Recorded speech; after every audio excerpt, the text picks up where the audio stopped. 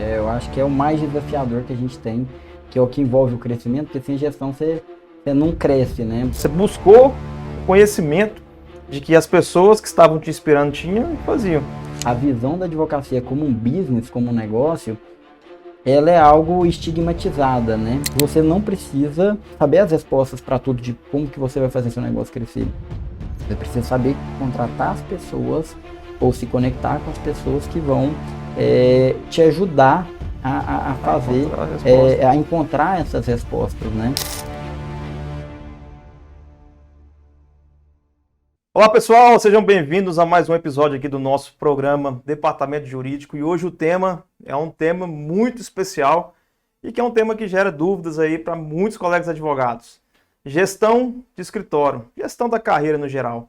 Eu estou hoje com alguns convidados aqui para falar sobre esse tema e vamos começar agora com o Dr. Leandro Marmo, advogado referência aqui, não só no estado de Goiás, mas a nível nacional, referência na área agrária, e vai trazer para a gente muito sobre a expertise dele na parte de gestão. Doutor Leandro, muito obrigado, é um prazer recebê-lo aqui. E conta um pouco para a gente sua história, se apresenta, conta um pouco da sua história de advocacia. Olá, meu amigo, eu que agradeço, uma honra estar aqui, né, nesse ambiente aí de altíssimo nível e também de poder compartilhar, né, de ser convidado para compartilhar aí essa perspectiva sobre gestão. Eu acho que é o mais desafiador que a gente tem dentro da advocacia. Eu acho que hoje em dia você ter um acesso ao conhecimento jurídico de qualidade e fazer um bom trabalho jurídico é o básico. E é o mais fácil, eu diria, apesar dos seus desafios, mas de você exercer. Agora, a gestão, que é o que envolve o crescimento, porque sem gestão você não cresce, né? Eu acho que foi o mais desafiador aí nos meus quase 15 anos aí trabalhando dentro do escritório de advocacia, inicialmente como estagiário e posteriormente como advogado.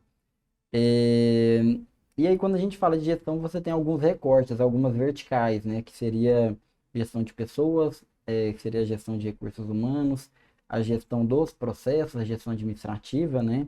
E a gestão ali de marketing, enfim, dos outros pilares que você tem dentro do escritório. O que é o maior desafio, a maior dificuldade que o advogado tem? Primeiro, porque ele não aprende isso durante a faculdade, até porque a faculdade que a gente faz não é de advocacia, é de direito, que dá um leque aí para várias profissões. E mesmo quando se fala dentro da faculdade sobre advocacia, qualquer questão relativa à visão da advocacia como um business, como um negócio, ela é algo estigmatizada, né? Nosso amigo Henrique tá até ali ao lado ali. Tem uma fala sua que eu vi uma vez, agora eu não tô me recordando, que achei engraçado demais, assim, a forma como você fala sobre isso, né? Que é algo surreal, como, né? É como se fosse o advogado tem que estar dentro do escritório e aí na perspectiva do marketing, né? Do cliente, e o cliente tem que brotar ali dentro, não pode fazer nada para chegar até ele. É, Ali, quando eu estava no período ali de 2014 a 2017, eu estava dentro do escritório do meu pai fundou, já existia ali há muitos anos, a gente tinha uma estrutura legal, ele já tinha um nome, mas durante 2014 e 2017 foi um período que a gente teve uma crise econômica muito forte no Brasil, em todos os setores da economia, e para nós não foi diferente, foi um período que durante 4 anos nosso faturamento anual esteve estagnado, e foi um período muito difícil porque era um escritório familiar que até então só tinha que suprir uma única família, meu pai. E eu e a minha irmã, a gente trabalhava ali dentro, inicialmente como estagiário, mas nesse período a gente formou e nós casamos. Então passou a ser 3 sócios e 3 núcleos familiares que dependia para a subsistência dali. E se o faturamento manteve-se constante, na verdade ele reduziu porque ele foi sendo comido pela inflação. E aí você passando a ter 3 famílias, o quadro era desesperador, era extremamente difícil, não fechava as contas. E dali eu comecei a acompanhar pela internet outros colegas advogados, e sempre eu conto a história ali do Agnaldo Bastos, que era um colega advogado que eu olhava e falei, pô, velho, esse cara tá começando agora, não tem um pai na advocacia, não tem nada, não tem uma estrutura igual a nossa. E pelo que eu tô vendo aqui, o cara tá tendo muito mais resultado, pelo menos no digital, do que eu tenho. O que que eu tô fazendo? Que esse cara tá fazendo que eu não tô fazendo? E até então meu foco sempre era estudar o direito, né? O direito. E aí, ao chegar lá no escritório dele, marquei, tava conversando pelo Instagram, cheguei no escritório dele, tinha uma pilha de livros ali na mesa dele sobre gestão, sobre marketing, jurídico, marketing tradicional, marketing digital. E ele falou, Leandro, hoje eu me dedico talvez muito mais a estudar a gestão, estudar marketing do que o direito propriamente dito. E ali eu comecei a ter esse olhar dessa necessidade de estudar, de buscar esse conhecimento através de livros, através de vídeos, de cursos, que foram me abrindo a mente. Aí tive contato ali, foi quando eu conheci com o Gustavo Escobar, também uma grande referência. E encontrei ele no evento da UAB e eu falei, cara, como é que faz? O que você me sugere, né, para fazer o que você está fazendo? E ele comentou comigo de um grande evento que tinha de marketing, que era realizado pelo RD Station, que era o RD Summit em Floripa. E ali isso era em 2018. Ele falou, pode ir que vale a pena. Aí primeiro teve um RD On The Road, na época eles tinham eventos regionais, aí teve aqui em Goiânia. E aí eu lembro que é uma coisa que me marcou muito, que eu fui nesse evento, levei um estagiário meu na época, e ao chegar lá tava o Gustavo e mais 3 colaboradores do escritório dele. E naquela época eu achava muito caro o ingresso daquele evento. Eu falei, pô, velho, o cara veio e ainda trouxe mais 3 ou 4 pessoas do escritório dele. Eu falei, cara, essa conta tem que fechar. E eu olhei ali, tinha 400 pessoas e não tinha mais nenhum advogado. Eu falei, cara, esse negócio faz sentido, assim. E é muito bom, é muito prazeroso, né? O marketing, eu não sei se é só eu, ou se é todo mundo, mas quando você se depara é algo muito bom quando você vê o que você pode fazer através dele. E aí ele falou, ó, final do ano vai ter um lá em Floripa e tal, e vale a pena. E era cara, a viagem, o ingresso e tal. E eu fui e ainda levei esse estagiário meu, que na época ajudava com marketing. E aquilo, pô, explodiu a minha mente, assim, né? Ali, lá você tinha 9 temas de palestra simultaneamente a cada hora. E você tinha palestrantes como o Robert Cialdini, que escreve Cialdini, né? Que tem um livro aí, Armas da Persuasão, Persuasão, que são obras excepcionais. Então era o nível dos palestrantes que você tinha ali nessas vertentes. E aquilo, assim, explodiu a minha mente, né? E aí eu comecei a estudar mais sobre isso. E ali a gente começou com o Instagram do escritório. A gente já tinha alguns anos que eu já vinha pelo o YouTube, mas assim, eu não tinha constância, né? Então é o que a gente vê muito hoje. Eu acho que as pessoas falam nessa perspectiva do marketing do escritório, a constância, né? É a constância, o foco para se alcançar o que é necessário, né? Então, fazer um vídeo ali ou outro uma vez por mês e tudo, enfim, Não alcança o você não resultado, alcança né? um resultado relevante. Você quer fazer, já quer viralizar, você quer produzir, já tem um cliente vindo ali em decorrente daquilo ali, mandar uma mensagem, eu quero te contratar. Aquilo não acontece, você desanima, você tem outras coisas. E um problema que eu vejo muito grande é de você querer gastar demais também para fazer, né? Aí a pessoa gasta demais, dedica muito tempo, energia e dinheiro para produzir algo. Aí produz uma sequência de 5 vídeos e depois para ela animar a produzir aquilo de novo, é um evento lunar, né? Até ela fazer novamente e Porque aí não tem fica sem. retorno, né? Exatamente, tem retorno e fica sem resultado, entra num ciclo vicioso, né? Mas ali, voltando quando eu tive contato com o Agnaldo em 2017, eu lembro dele comentar de um processo seletivo que ele fez de estagiário e que tinha dado na época 150 inscritos. Eu achei aquilo surreal. Pô, velho, eu abro um processo seletivo aqui, não dá 10 pessoas. Aí o que eu fazia? Porque eu simplesmente publicava na época Facebook ali, de forma orgânica e tal. Perguntava para as pessoas próximas se tinha alguma indicação. Ele falou, pô, Leandro, uma coisa que eu faço é impulsionar, patrocinar. Na época ele colocava acho que R$ 150 no anúncio de uma vaga de estagiário. E aí tinha um alcance muito mais amplo. E eu vou falar para você, na perspectiva a gente falando de gestão, né? Eu acho que uma das coisas mais importantes para o desenvolvimento do meu escritório enquanto negócio foi essa coisa simples de divulgar a vaga, qualquer vaga que seja, e patrocinar ela no Instagram. Por quê? É aquela perspectiva de que você não constrói uma grande empresa, você não constrói um grande negócio, você monta um time e esse time é que constrói esse grande negócio. Agora, para você conseguir construir um grande negócio, você não constrói com qualquer tipo de time. Pessoas medianas não fazem. Você tem que ter um time acima da média, ou que você consiga extrair o melhor deles.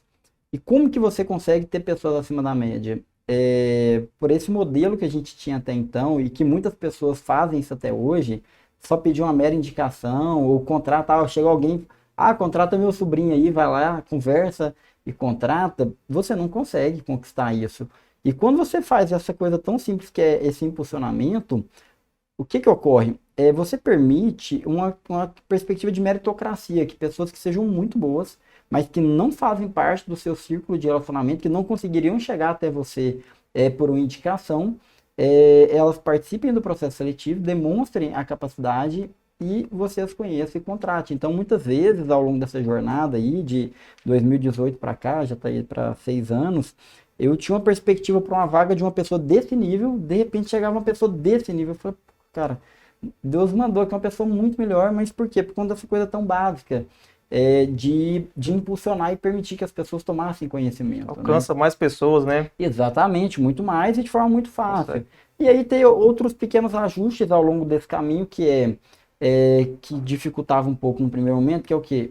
Ter mais clareza da descrição das funções a serem desenvolvidas, porque, pô, estágio, às vezes você contrata estagiário, mas você tem funções diferentes. Tem estagiário que vai entrar dentro do escritório que o cara nunca vai peticionar, ele vai exercer suas outras tarefas, só que se na cabeça dele ele entrar com essa expectativa, eu posso contratar o melhor estagiário do mundo. Em pouco tempo ele vai se frustrar e vai embora. Então vai dar problema, não vai ter o desenvolvimento. Então é ter essa clareza de delimitar melhor o que era a função, comunicar isso de forma mais clara. E na medida que a gente começou a fazer um certo marketing do escritório e passar uma imagem de um escritório atraente, de um ambiente de trabalho legal, de um escritório inovador, vanguardista, a gente começou a despertar o interesse de melhores talentos também de estarem conosco. Então, quando a gente teve a estratégia da nova sede que a gente fez em 2019, um grande escritório com uma estrutura muito robusta, foi uma estratégia de marketing não só para atrair os melhores clientes, mas também para atrair os melhores talentos do mercado. E esses talentos é que nos auxiliaram a chegar até aqui. Então, sempre eu gosto de falar isso, que, cara, é algo tão simples, mas que faz muita diferença. E aí a gente foi implementando outras coisas no processo seletivo que nos ajudou a, de fato, filtrar esses melhores talentos. Então, desde esse período, já tem mais ou menos uns 5 anos, todo o processo seletivo que a gente abre, a gente não pede para ninguém mandar currículo.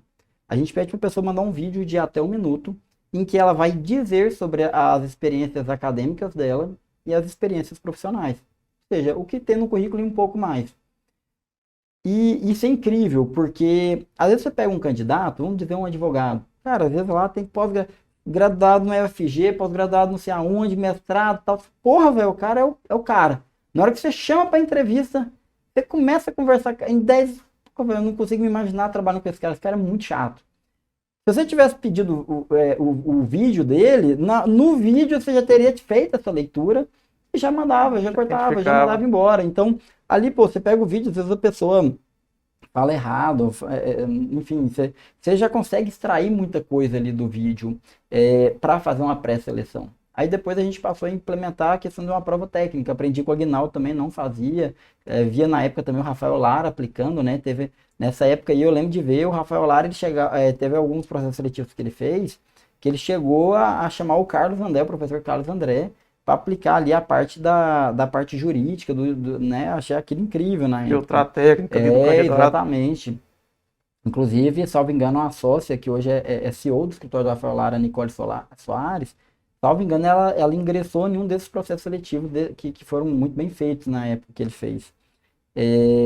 Então, essa prova técnica, como fazer, como elaborar, fez uma diferença muito grande, né? Essa prova, como que a gente costuma fazer no escritório? Porque você procura colocar tudo que você vai avaliar do conhecimento da pessoa. E aí eu fazia assim, cara, por exemplo, tem 20 perguntas. Eu olhava e falava, cara, aqui eu acho que precisaria de 2 horas para responder essa prova. Eu dava 2 horas. E o que foi o problema que eu percebi ali? Às vezes a pessoa ela tem um conhecimento e ela respondeu super bem nas 2 horas. Só que na hora que você contratava ela é muito lenta. E a cultura do nosso escritório é de velocidade. É o nosso perfil comportamental do meu pai, a gente tem um perfil dominante. E a gente não dá conta, tem que ter agilidade. Pô, a pessoa era excelente, a pessoa passou na entrevista, tudo ótimo, mas ela não é rápida. Aí o que a gente passou a fazer? Cara, se essa prova precisa de 2 horas, a partir de agora, toda vez que a gente aplicar a prova, a pessoa vai ter só 1 hora. O pessoal fica doido, a gente até avisa antes pro pessoal não surtar muito na hora da prova, porque fala, pô, velho, não tá dando tempo e tal, tá tudo certo.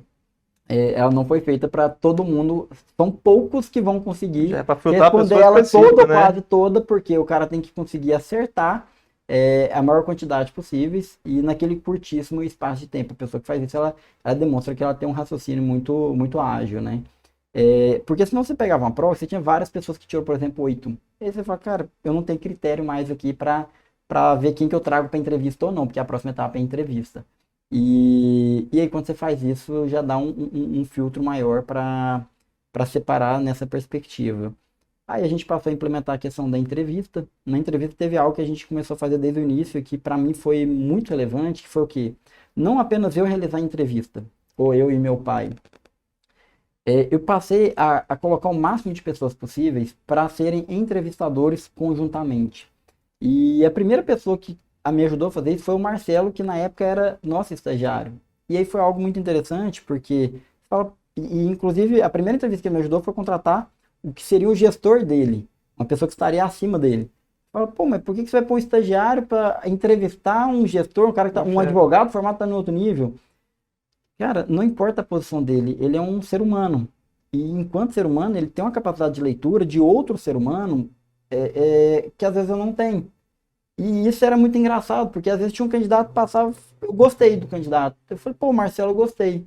Aí ele falou, cara, eu não gostei não. Eu falei, por quê? E aí ele colocava, ó, teve isso, isso, isso. Eu falei, porra, ele falou isso mesmo, eu não percebi. Falou, não, então se ele falou isso, Ponto de vista não totalmente dá. diferente, né? Exatamente, exatamente. Então hoje, quando a gente entrevista no escritório, geralmente tem ali umas 4, 5 pessoas que participam.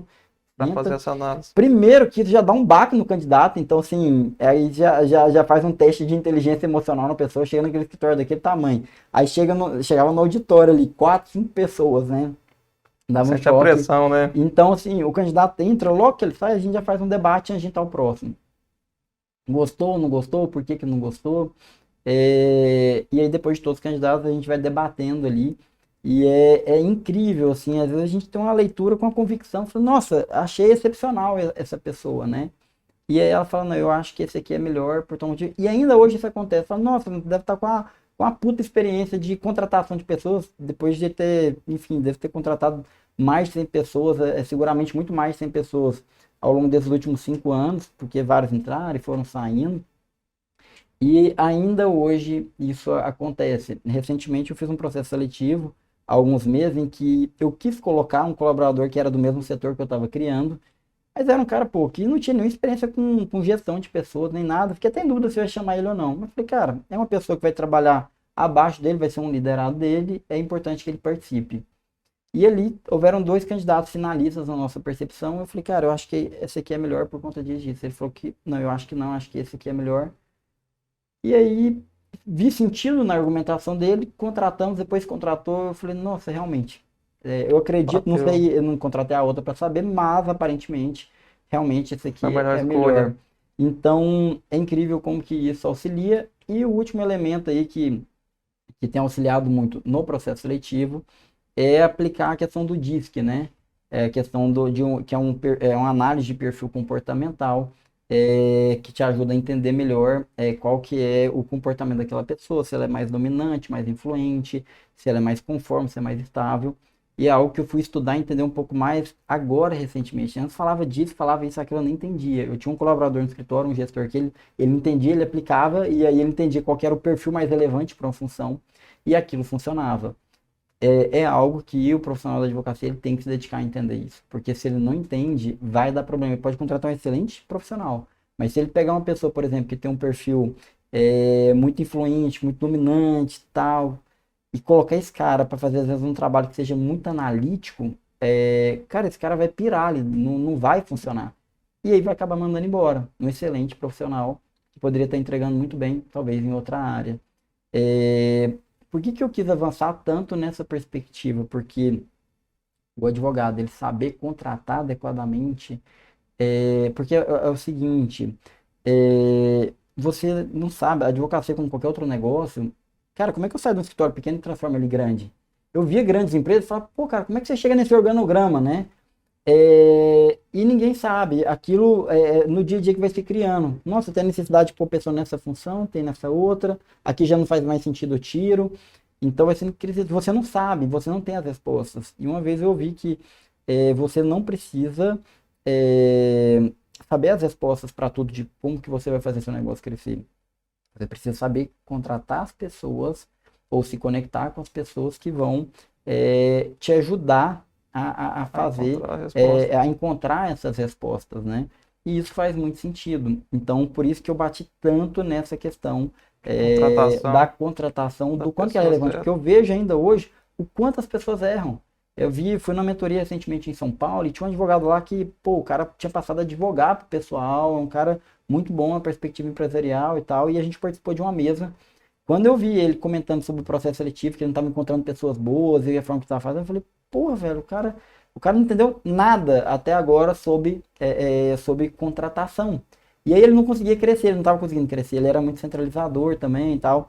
E eu falei, cara, esse cara tá muito equivocado. E a gente na advocacia tem um problema, o nosso amigo ali, o Henrique, sempre fala muito disso, né? O advogado, ele acha que ele é o cara pra peticionar. Eu sou bom demais. Eu não posso delegar isso aqui pra outra pessoa fazer, porque, cara, Tem a que ser advocacia é eu. no estágio da arte, artesanal, tem que ser eu, porque eu sou o cara. Os melhores advogados que eu conheço têm esse sentimento, né? E isso impede ele de crescer, porque se ele acha que ele é o melhor em peticionar, e aí ele fica sempre peticionando, obviamente que ele não consegue se desenvolver comercialmente, não consegue ficar na perspectiva mais estratégica do negócio e fazê-lo crescer, né? Então, aí entra uma perspectiva de mindset, né? Cara, se você quer crescer, você precisa entender que você vai ter que Vai delegar. ter que Vai delegar. ter que delegar. Quem E cresce sozinho. dificilmente um escritório ele vai crescer com esse cara sendo um peticionador extraordinário. A não ser que ele consiga ter um sócio que estrategicamente, comercialmente, seja muito bom e aí complemente essa falta dele ali. Mas não dá para um cara crescer e falar assim, não, vou colocar um grande CEO ali no meu escritório, um cara muito bom, um COO que vai tocar e vai fazer essa parte estratégica muito bem, e eu fico aqui peticionando excepcionalmente. Isso é muito difícil de acontecer, são casos excepcionais. Você pega, sei lá, um Kakai da vida, e aí é outro patamar. É o que você vê hoje que funciona e que é o futuro da advocacia, não dá para se discutir. É um profissional como o Nelson Williams. É um profissional que ele tem um conhecimento jurídico no nível bom, não tem um mestrado, um doutorado, um professor, nada contra, mas ele tem um conhecimento jurídico suficiente para exercer com excelência a profissão, mas ele dedica muito mais tempo e energia em ver o escritório como um business, como um negócio, se aprofunda nessas outras verticais da gestão, do marketing, do comercial, nesses outros pilares, e aí o que que ele faz? Ele contrata profissionais juridicamente muito melhor do que ele Para entregar para a parte entregar um jurídica. trabalho jurídico não tão bom quanto o dele, mas muito melhor. Mas muito melhor. Achei Então, esse é o interessante. mindset. Você falou, começando na sua história lá, para avançar mesmo, esse crescimento, esse boom, talvez ali após 2018, né? Hum. A mudança de mentalidade, né? Porque, como você falou, você buscou o conhecimento de que as pessoas que estavam te inspirando tinham e faziam. Eu não sei se você falou que foram dois advogados apenas naquele Sim. evento, você foi? O Agnaldo Bastos e o Gustavo Só Escobar. tinha os dois no evento, Não, da no área da evento era só o advocacia. Gustavo Escobar. O Agnaldo eu tinha conhecido pelo Os Instagram. outros eram de outras áreas, não eram advogados. Não tinha mais. No meu evento que eu fui que tava o Gustavo Escobar, não tinha mais ninguém. Pra gente ver, eu até aproveito esse exemplo, tem um exemplo até do Henrique também que está aqui, que a gente acompanha ele fez uma mentoria recente, e ele falando, ó, várias pessoas, vários profissionais, mas da advocacia só tinha ele. Era o único O advogado. único advogado. Qual? Marcos Marques. Do Marcos Marques. E a turma é grande, 80, 100 Turma pessoas, grande. né? 200, porra. E apenas um advogado. Pra gente ver assim, que hoje a mentalidade do advogado para essa parte do business ainda é muito limitada. De Não entender tem. que, cara, a advocacia não adianta você falar, a advocacia é uma coisa ali que você exerce, assim, é um munus jurídico que você ajuda a Constituição, a sociedade. Cara, de fato você exerce, mas até você tem que entender, se você quer ajudar a maior quantidade possível de pessoas, se for só através da sua própria mão, você fazendo tudo, não vai Não vai conquistar isso conseguir, aí. nem vai se ajudar, né? A gente vê muita gente, infelizmente, Antes de você preocupar de ajudar o próximo, você tem que ajudar Se a si mesmo, ajudar. né?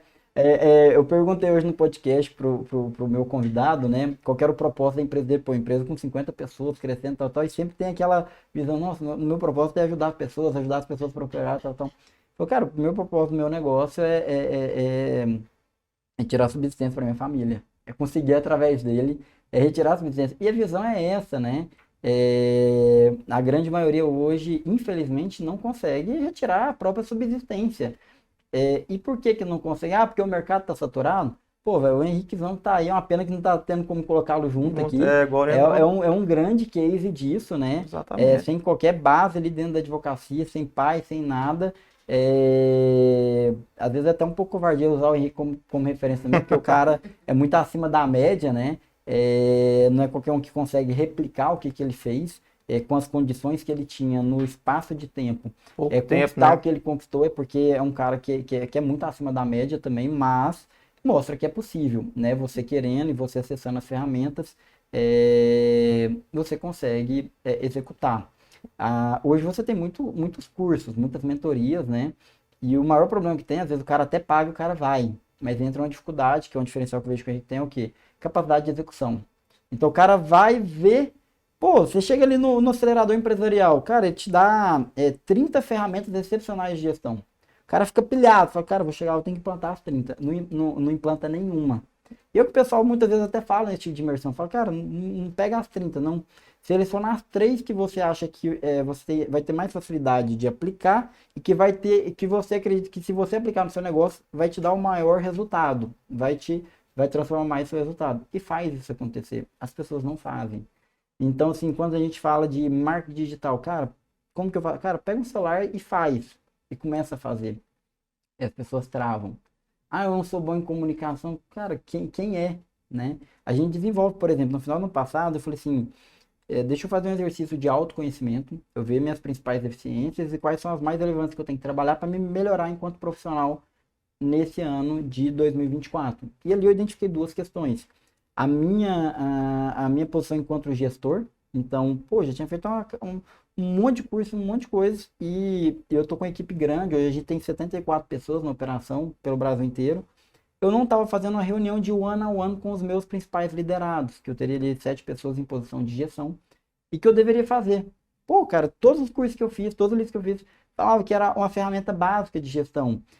O que é o one-on-one? É uma reunião, no mínimo aí, realizada de forma mensal, que o gestor faz com o seu liderado, os principais liderados, em que ali ele vai falar, cara, vai dar um feedback. Olha, o que que entendeu que foi positivo, o que foi negativo, e delimitar. Olha, o que que eu espero de você no próximo mês. Eu preciso que você melhore isso, melhore aquilo, adeque nisso daqui. É uma oportunidade também de estar ouvindo o liderado, né? O que que você pode me dar um feedback quanto à minha liderança, à minha gestão? E por que que eu não tava fazendo? Eu falei, pô, eu já tô conversando com o pessoal aqui no dia a dia, mas não adianta. Você tá conversando de N coisas. Não é a Às mesma vezes, coisa. nesse momento é que você trata das conversas mais difíceis. E o ser humano naturalmente fica evitando conversas mais difíceis e acaba perdendo o feeling. E feedback, ele tem que ser fresco, né? Ele tem que ter time. E acaba passando coisas muito relevantes. É um momento também de você estar avaliando o desempenho e tá registrando isso no sistema. E aí você vai tendo mais clareza de, cara, essa pessoa ela deve ser promovida, essa pessoa ela precisa ser desenvolvida, ou já está na hora de mandá-la embora. Se você não está fazendo isso de forma objetiva, claramente, periodicamente, você perde esse time. Então, às vezes, eu acredito que até então estava sendo um bom líder de inspirar as pessoas, mas como gestor, estava deficiente. Então, eu falei, eu preciso aplicar isso, simples, mas pô, para acontecer. E outra perspectiva que eu vi é a questão da comunicação, né? Minha esposa brinca comigo, a questão da língua presa e tal. Quando eu vejo um vídeo, eu ouço minha voz e falo, cara, não é possível. E não só isso, mas a comunicação não é só a fala em si, mas a questão da persuasão. Então você olha, por exemplo, o Nelson Eires, pô, cara, ele não tem a fala, a comunicação que ele tem hoje de forma aleatória. Eu duvido que há 10, 20, 30 anos atrás ele tinha essa excelente capacidade de comunicação que ele tem hoje. Ali é fruto de esforço, de dedicação em cima daquilo ali, com um propósito deliberado de melhorar a oratória dele. Então eu vou iniciar agora, no começo do ano eu vou fazer um curso.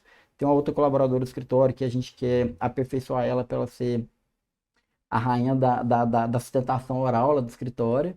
E aí ela vai estar fazendo esse desenvolvimento nesse curso, tanto online quanto presencial. E eu vou me dedicar. E fala, pô, cara, já tá nessa posição, tem que matricular num curso, vai durar 2 meses, uma vez por semana, à noite, cansativo, com família, com menino pequeno, com esposa.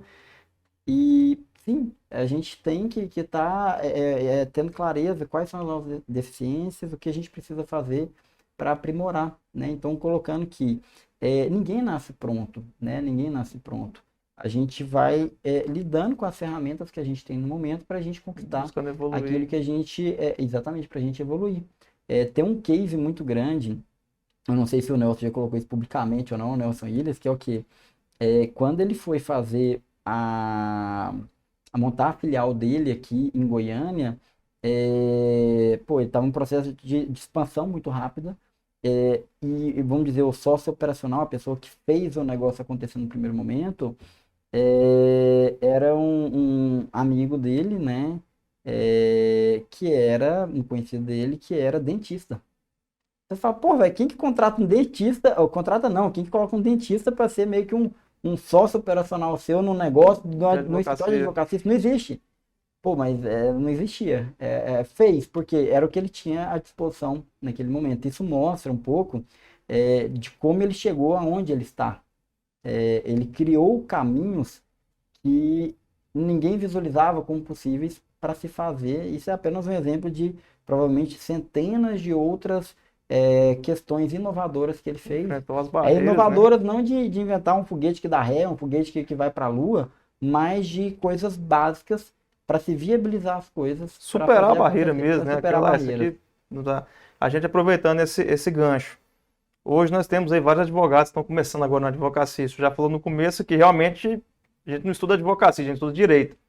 Então vem muito essa questão, eu tenho que saber direito, eu tenho que saber fazer uma boa petição, fazer uma sustentação oral, despachar com o magistrado.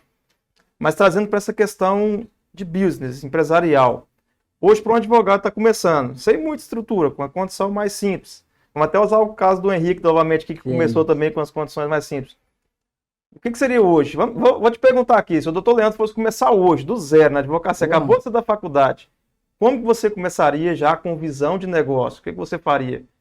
Nossa Deus. Seria mais ou menos assim, se eu estivesse começando hoje com Começando do conhecimento. zero. Começando hoje do zero, mas com o conhecimento que eu tenho hoje, com a visão que eu tenho A hoje. gente quer pegar seu conhecimento para passar para quem não tem isso. Com o seu conhecimento hoje, começando, você tem seu conhecimento e fala, hoje eu vou começar do zero. O que eu vou fazer agora? Seria, primeiramente, na perspectiva jurídica, ele teria que tentar identificar um nicho que seria mais interessante para ele tentar mirar, para ele focar.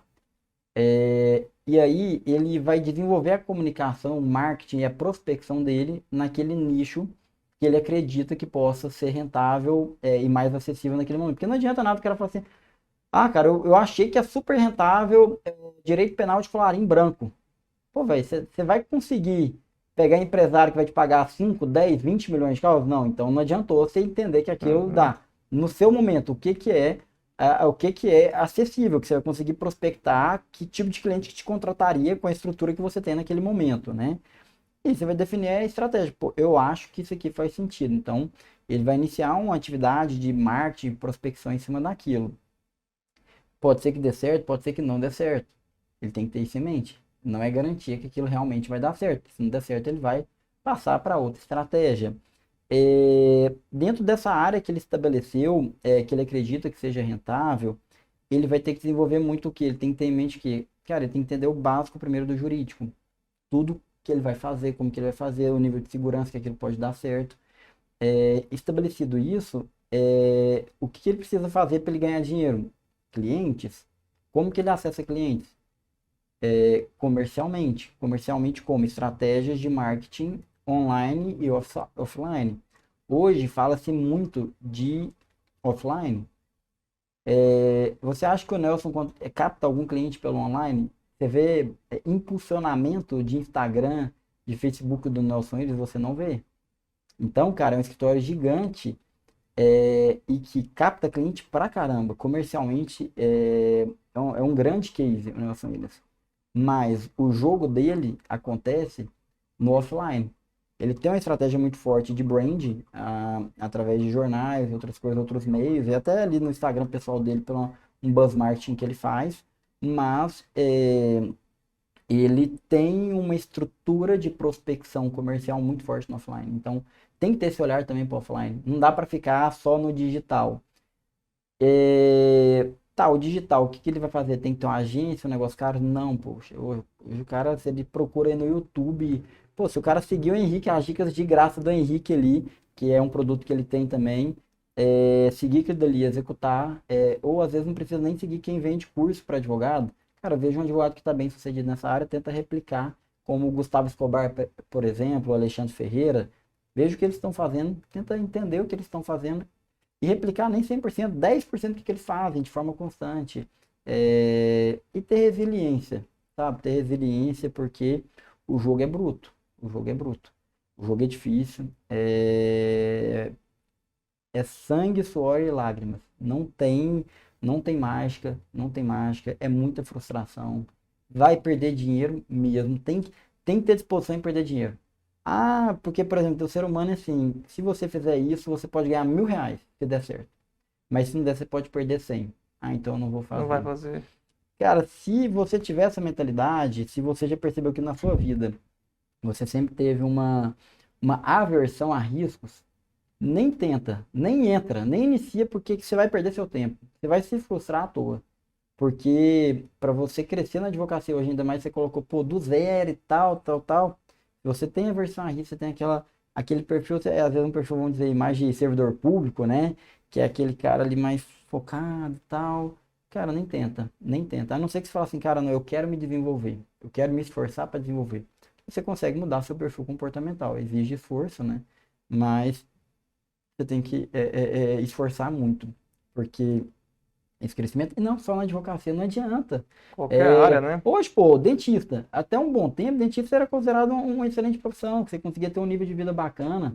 Cara, o dentista hoje, se ele não tiver esse viés de desenvolvimento business também, ele vai ter uma rentabilidade extremamente mediana.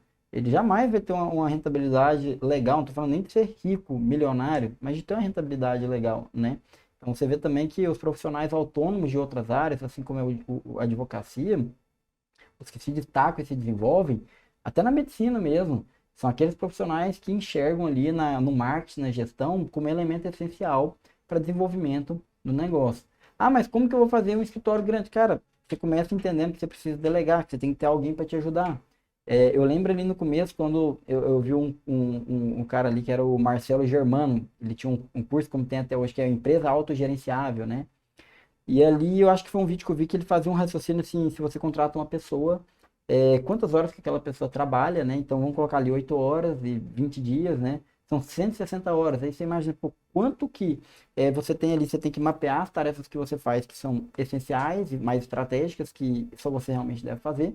É aquelas, pô, que você consegue delegar para uma pessoa e ela executar muito bem, você gerenciar aquilo dali, e aí te permitir focar melhor naquilo que é mais estratégico, né? E aí você fala, pô, 160 horas por mês, que a pessoa vai estar somando ali com você. E na época, como estagiário, eu pensei isso, eram 4, né? Eu pensei, pô, 4 vezes 20 ali, 80 horas, né? E na época até que não era só 4. Eu falei, pô, Marcelo, você não quer trabalhar 8 horas? Não, cara, isso não faz sentido, 4 horas. Só durante muito tempo a gente tinha uns estagiários de 8 horas lá. Cara, quer trabalhar aqui? Porra, velho, o cara trabalhava, era porque era assim, ele trabalhava 4 horas no meu escritório, mais 4 horas em E outro. outro, Eu falei, trabalhando não, em dois. porra, trabalha às 8 aqui mesmo, né? Que foda-se né, essa história de negócio, você quer trabalhar é aqui.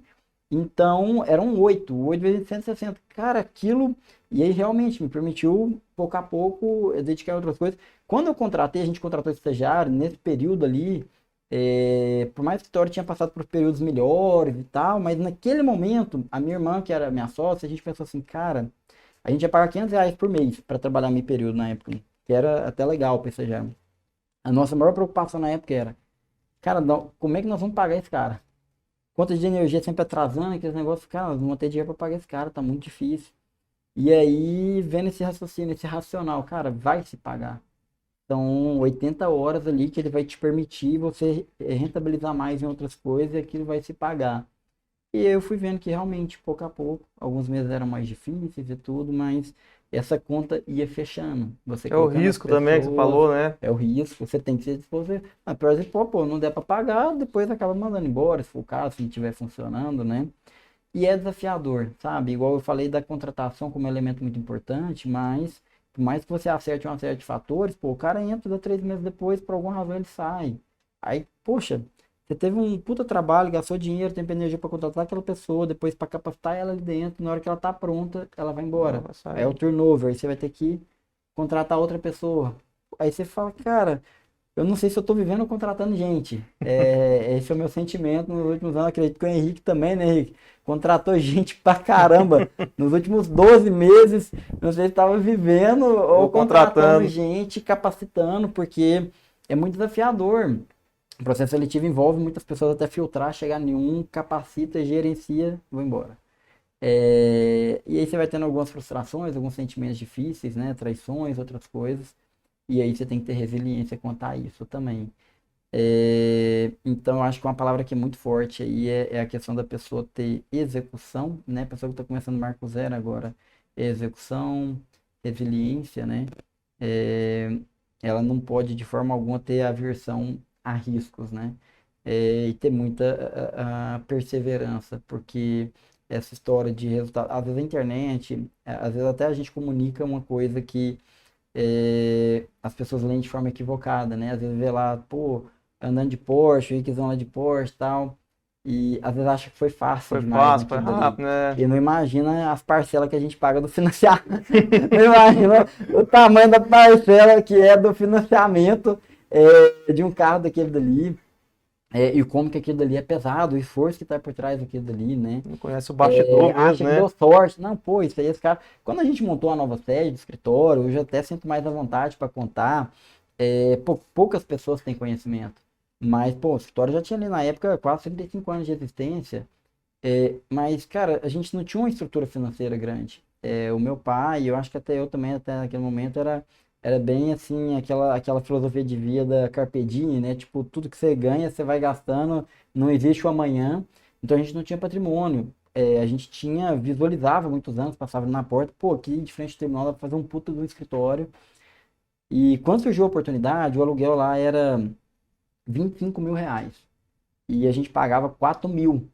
A gente tinha dificuldade para pagar 4.000 no escritório que a gente estava. Era uma equipe ali que a gente tinha de apenas 7 pessoas. E aí ia passar para um escritório de 25.000, que caberia ali 70 pessoas trabalhando.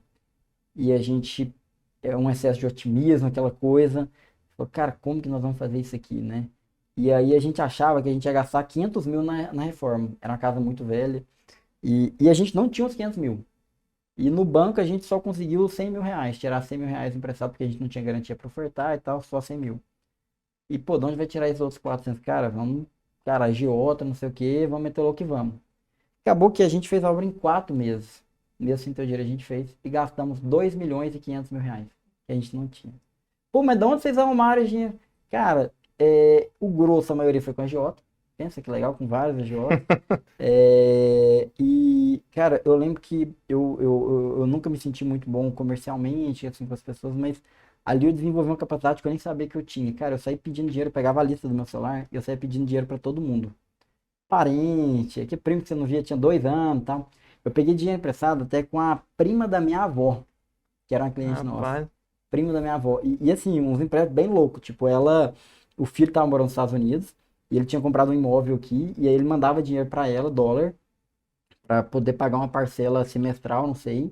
E ele tinha mandado um dinheiro e faltava ali, eu acho que 3 ou 4 meses, né? E ela tava com esses dólares guardados lá. Ele falou, eu te empresto em dólar, mas você tem que me devolver em dólar e tem que ser nessa data na parcela, não pode atrasar, porque senão não vai pagar o negócio dele. Aí eu lembro de uma outra, aí eu lembro direitinho, pô, a maior dificuldade a gente arrumar o dinheiro e ainda ter que ir lá e comprar em dólar, o dólar tinha subido ainda. nossa. Aí tinha uma outra cliente que eu fui pedir e ela falou, nossa, Leandro, e assim, cara, eu tava precisando, assim, naquela semana, tipo, 300.000.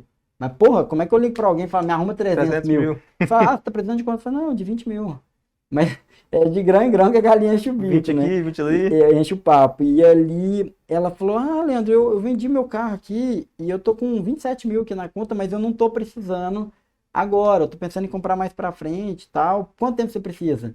Na minha cabeça, cara, precisa de 3 anos, no mínimo. Não, 3 meses. 3 meses dá. Eu falei, cara, daqui 3 meses eu não sei da onde que eu vou tirar isso. E eu falei, nossa, tá ótimo, tá maravilhoso. Oh, Deus, quanto que vai ser de juros? Não, nada, nada. Aí Deus abençoou ainda com isso, né? Teve um cliente que foi interessante também, que é um querido, ele tinha feito um acordo no X Trabalho e eu não sei porque que ele tava com dinheiro guardado, era 50.000, que ele tinha feito o parcelamento, né? Não sei porque que ele não quis pagar isso à vista, já tava com dinheiro lá mesmo, mas ele tava com dinheiro no armário ir pagando. Era uma dívida de uma empresa dele com os irmãos. Falou, nem conta pros meus irmãos, tá aqui, tô te passando, levando uma caixinha lá, os 50 mil. Cobrar juros não, você só paga. Falei, claro. Cara, o que aconteceu? O escritório começou a funcionar e no segundo mês a gente não tinha dinheiro para pagar a folha dos funcionários. Cara, o negócio é o seguinte, numa empresa, quando você não tem dinheiro para pagar a folha, é porque assim, cara, você não tem dinheiro para mais nada. Você deixou de pagar o telefone, internet, energia. E os fornecedores, nem se fala. Tem um número, é a primeira vez que eu tô falando isso publicamente, que ainda não sentia muita vontade para falar, mas a gente chegou a bater um número ali, nos 6 meses após a inauguração da sede, a gente bateu um número de 74 protestos. O nosso escritório é especializado na defesa de pessoa endividada. Nada como skin da game. 74. E aí tinha muita gente assim, cara, mas e se o pessoal como é que vai queimar o nosso escritório? Eu falei, cara, bobo, velho. Ninguém, cliente vai contratar a gente, não era SPC Serasa pra contratar a gente, não. Isso a gente que vê com o sentimento que sai na rua, nossa, o cara tá olhando pra mim, tá sabendo que eu tô devendo todo mundo, né? É, então, assim, foi muito difícil. Aí esse cliente que a gente pegou emprestado, que tinha que pagar um acordo de X-Trabalho, chegou um momento que teve parcela que a gente não conseguiu pagar. E o X-Trabalho, o acordo que tinha era assim, cara, você não pagou, a multa era de 100% quase. 100%. Não, Nossa, quase não, era 100%. 100%. E aí, cara, teve uma parcela que a gente foi lá, negociou e ficou só o dobro daquela parcela. E eu sei Caramba. que teve uma outra que não deu jeito e deu 100% sobre o saldo devedor da época. E foi pesado e o pessoal não teve dó da gente. Caramba. Mas tivemos que pagar. A história tá mais ousada que a do Flávio Augusto aí, que pegou 20 mil de cheque especial, do vai. cheque, porra, Nossa senhora, dele é não. fichinha Eu agora. fico honrado de ser comparado com o Flávio Augusto, né? Mas não tinha capacidade do Flávio de superar depois, né? Pô, o sócio lá que falou, não, vou vender meu carro, vou entrar com dinheiro aí. Aham. Na hora do vamos ver, falou, não, cara, não vendi, não vou vender, você vai sozinho aí fora, né? Vamos pro cheque É. especial. Cheque especial nem Caramba. se fala, né? Cartão naturalmente estouraram todos, né? É, mas foi extremamente desafiador, extremamente desafiador. Isso ali era final de 2019.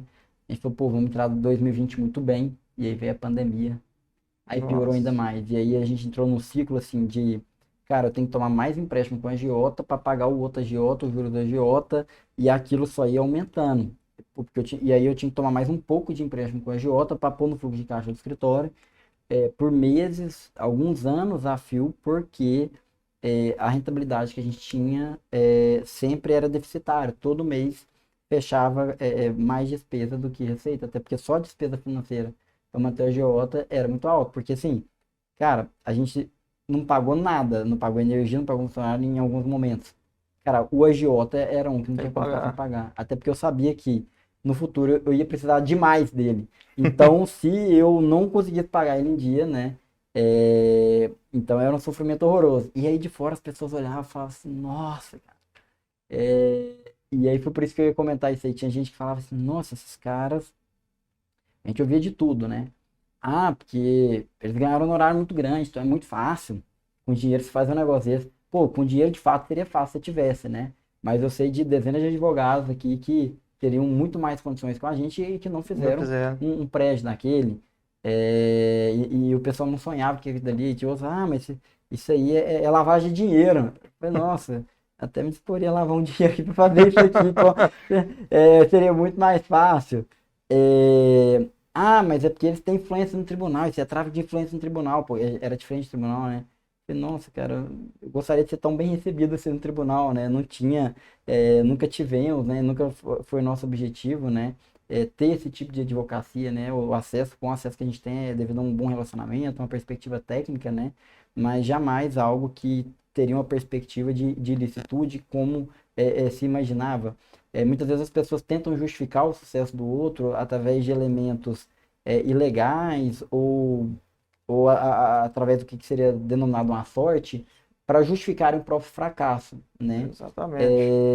Aí às vezes na hora que a pessoa escuta essa história, aí às vezes a pessoa até pensa assim, pô, velho, eu nunca vou ter um escritório desse, porque eu não vou ser o louco de fazer uma coisa. Como, cara, às vezes não precisa fazer exatamente como a gente fez, né? Foi um equívoco. Porra, errei pra caramba, errei muito nessa jornada.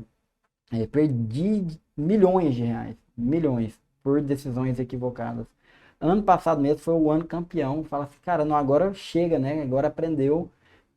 O ano passado mesmo perdi alguns milhões por decisões equivocadas na estratégia de expansão do escritório, por idealizei de montar alguns filiais em determinado local.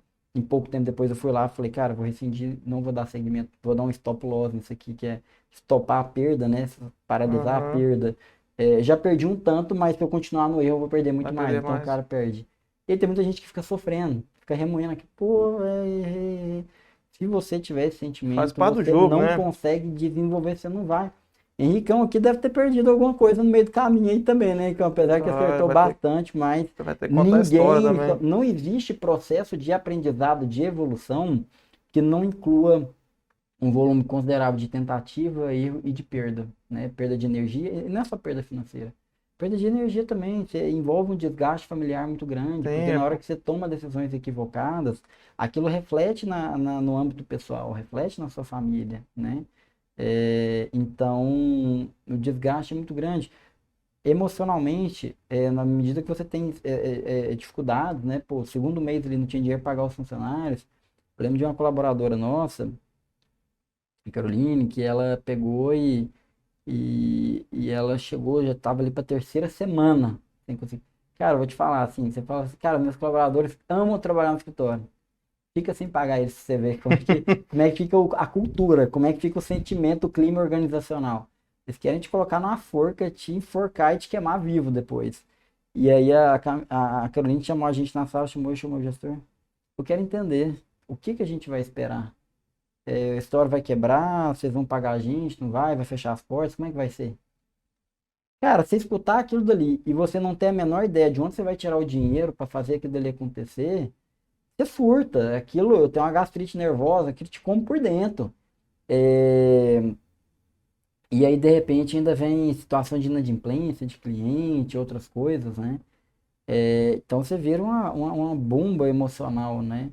E é extremamente difícil. Uma vez eu ouvi de um rapaz que é um dos fundadores da V4 Company, que ele falou assim, cara, o que você acha que é mais difícil, né? Uma empresa grande, como eles chegaram e tal. Ele falou assim, cara, eu acho que o mais foda pro empreendedor é o tanto de problema que ele tem ao mesmo tempo dentro da cabeça para ter que lidar e resolver. É o problema no processo, que o juiz não deu algo que deveria dar. É o problema ali de um atendimento com o cliente, que o cliente ficou insatisfeito, está querendo rescindir o contrato. É o problema de um colaborador que brigou com o outro, foi maltratado. E aí você não sabe quem que você manda embora, se você manda embora, como que você faz. Aí você chega dentro de casa, a esposa vem te dar uma lapada.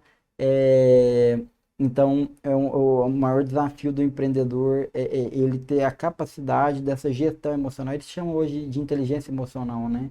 É uma soft skill extremamente relevante. Eu acho que não só para o empreendedor, mas para o colaborador também é um grande diferencial.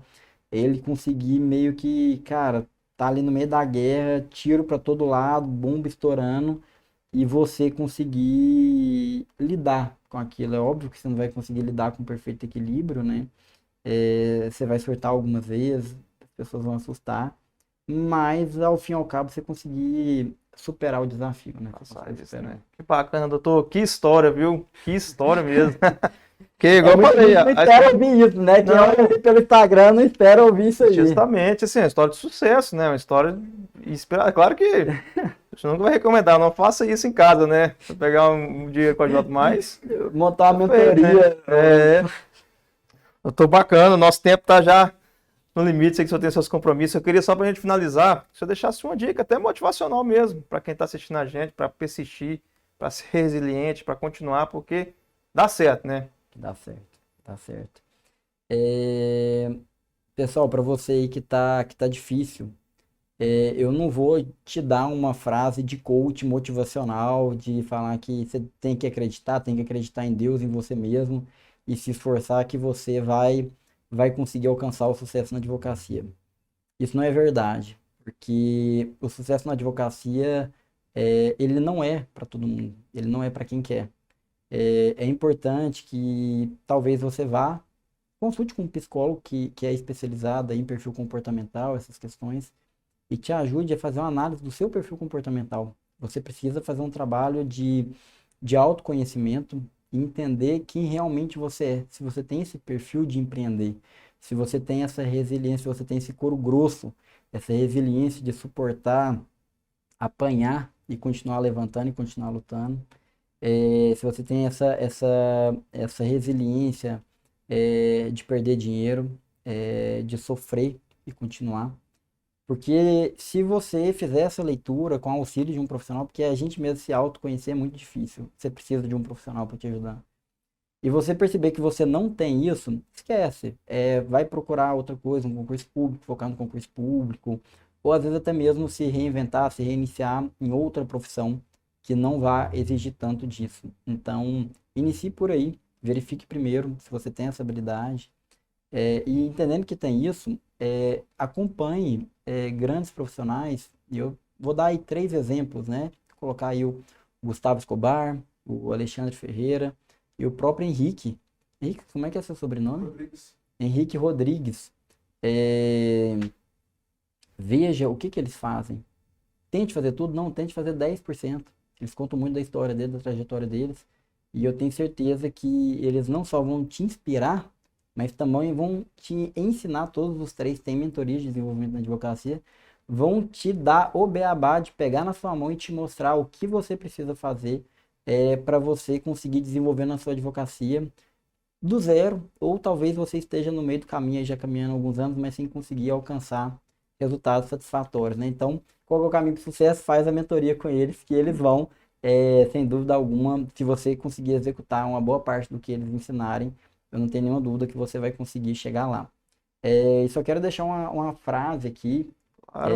que resume um pouco do que é a cultura do nosso escritório, a nossa visão, e que nos permitiu superar todos esses desafios, mesmo quando tudo apontava que não ia dar certo. Tem uma frase do Ayrton Senna, que eu gosto muito, que ele fala assim: todos os pilotos têm um limite.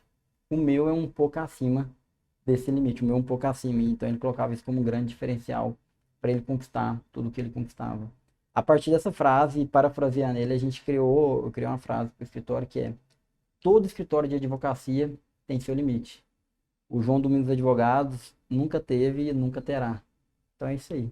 Muito obrigado pelo Bacana, doutor. convite e fica aí à disposição quem quiser trocar uma ideia, procurar, fazer alguma pergunta, às vezes procurar a gente ali pelas redes sociais, né? Fica à disposição para estar contribuindo dentro do possível. Show de Tá bola, doutor. bom? Muito obrigado mesmo. Foi de grande Valeu. importância e uma honra muito grande recebê-lo aqui. É isso aí, Obrigadão. pessoal.